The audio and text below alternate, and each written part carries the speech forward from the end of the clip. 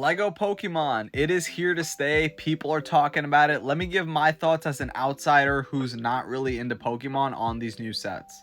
Let's start out with the most obvious big set that people are talking about, the massive Pokeball. The big thing that people are scoffing at is the $300 price point, and you get these 3 minifigs, and it's just basically a big Pokeball that opens up to some scenery, which can be seen here and looks pretty cool in my opinion. We're also getting our first ever minifigure scale, what's her name, Eevee, and we're getting our minifigure scale Pikachu. Also, I think these mini Pokeballs that are also minifig scale look pretty cool too.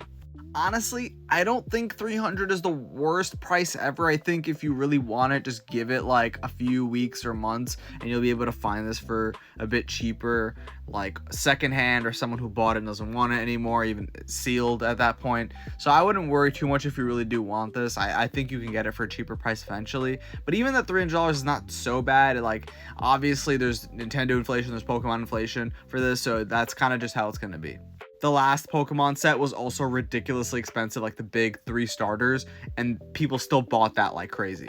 Next, we got the upscaled, like, Ash Ketchum. I think that's his name, or this says Red. I don't know who Red is, but whoever this is, I think it's fine. It's not one of the better buildable figs. I think the Darth Vader recently was probably the best one we've ever gotten.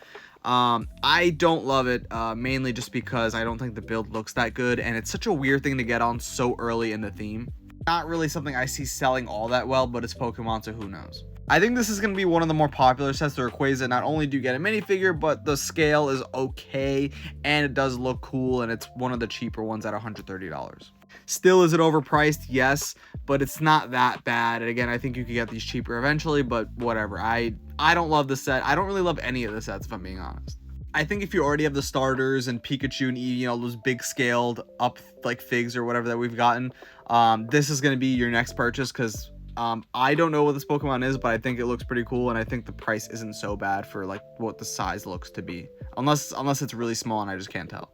Overall, if I had to buy one, it would either be this, the Rayquaza, or the Pokeball, even though I don't care for any of them. I'm not going over any of the smart play sets. Nobody cares. Those are just my thoughts, though. You guys let me know what yours are.